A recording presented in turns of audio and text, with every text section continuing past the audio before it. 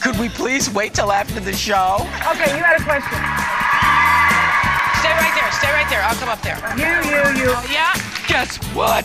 You one more. Can I take my shoes off? That's the question. Y'all know Carolyn. Carolyn Kepcher, Donald Trump's famous executive vice president.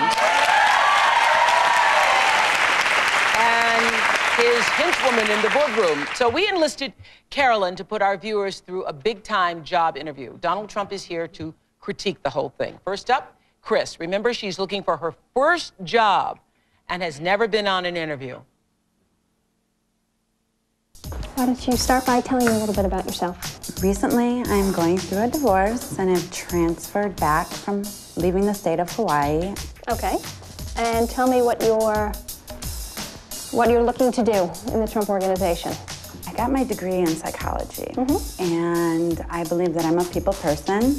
I definitely think that I am able to work with people. What part of the Trump Organization do you see yourself in? I would need to come in entry level because I've never had a position in a corporation.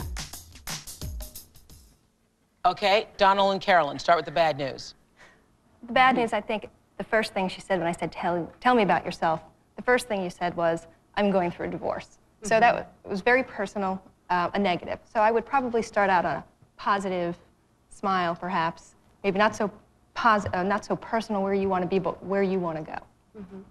Okay, go ahead, Donald. Well, I just thought you looked very nervous, and you have a right to be nervous, in all fairness. And You've never done this before?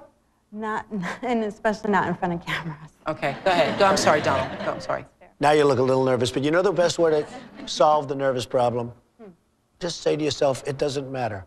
When I come out to be with Oprah, in all due respect, I love her and I have great reason. I just say it doesn't matter. The world is being blown up in a handbasket. And that's okay. It's true. And we're sitting here, and she's asking me questions, and ultimately it doesn't matter. It doesn't matter. You know, you look at what's happening with Iraq and Iran and this, and North Korea is making nuclear weapons. Her questions, you know. It doesn't matter. Who cares? You're right. So anyway, but honestly, some of that attitude is not so bad. I don't want to over-exaggerate it because everything matters, but some of that attitude is not so bad. Well, suppose you feel like, I understand exactly what you're saying. Suppose you feel like, though, this is it, I have to get it. Nothing's it. There are so many other people, and you know, one of the things that really is good is that's one interview, but you can go to 100 interviews, and you're going to hit on one. Because, you know, speaking of the good, you're very intense. I'll bet you'd be great. The problem with job interviews is that many people give great job interviews, but they're lousy employees. And many people give terrible job interviews, and they're brilliant employees. So I don't, you know, a lot of times I'll hire somebody, I'll say, just hire him. You can't tell. I say, just hire him. And then about 2 weeks later, I'll fire him, or I'll say, this person's great. You really can't tell. The nice thing about The Apprentice is these people are going through intensive scrutiny. I mean, by the end of that 16-week period, you really know these people. That's right. That's right. Yeah, the thing, I'm not even supposed to comment, but the thing that bothered me about the interview was it's a pet peeve of mine when somebody says I'm a people person. What does that really mean? What does that mean? I would rather you to tell me how it is you are a people person. You say, I work with my kids' soccer team. I do so-and-so, so-and-so, rather than say, I'm a people person, because I'm like, okay, what does that mean? People always come into me and they say, I just love people. I go, well, so do I. So what? You know? Because that doesn't tell me anything when you say, I'm a people person. Okay? So I learned never my say that again. I know. Okay. Okay, next in the hot seat is Ursula. Ursula has only been out of the workforce for a little over a year, and she went into her interview full of confidence. She was ready. Ursula seemed to have it all under control, but did she? My name is Ursula Phoenix. I'm a home professional in management consulting. I particularly enjoy sales, winning deals, and garnering partnerships with my clients. Your last job, what did you enjoy most about it?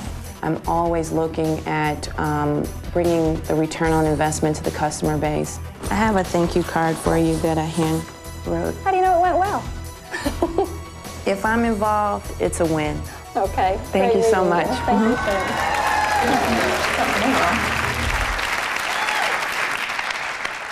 Okay. Ursula? Okay. What did you think, Carolyn? Well, I thought the giving me a thank you card right at the end of it, not knowing if it went well or not, was a little presumptuous. And I would probably know the spelling of my name a little better. Absolutely. But I think you probably... Okay, what, she misspelled your name on the card? She did.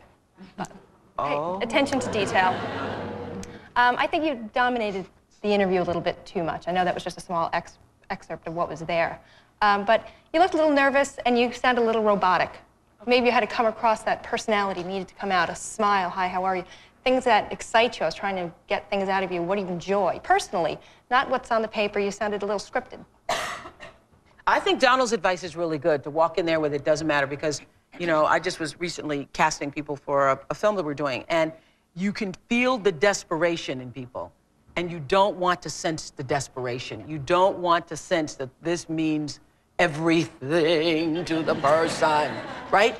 I think so. I think one of the things I didn't like, but a lot of people would like, was your last statement. You know, you hire me, it's a win. Some people would love that, some people wouldn't. I personally don't like it. Yeah, I don't. I sort of like action more than words, and so I wouldn't like it. But Would you have wanted to get the thank you then? I think a note is inappropriate. You know, I want to get a thank you a year later after I've done a great job, and you thank me for taking a chance on you, and now you've become a great employee or something. That would be better. I think it's too early, and certainly you don't want to spell her name wrong. That's a killer. Yeah, yeah. When people write to me, and I get lots of mail, and people write to me, and they're usually requesting things, Right. and if they have the name spelled wrong, I immediately throw it away. Right. I love it, because you get to throw it away immediately. It's great. Marilyn was really nervous about her interview with Carolyn. She's been out of the workforce for almost 2 decades. Oh. Okay, take a look. Then Marilyn was in the hot seat. How would she do getting back in the game after 18 years? Other than taking care of my children, most recently I started a small home business. Right. As Trump Industries, where would you see me fitting in that? Do you think I need to start all the way at an entry-level position, or do you think I fit someplace else? Well, I think you would be the person to answer that most. I've only known you for about 15 minutes, so I think you should probably be telling me.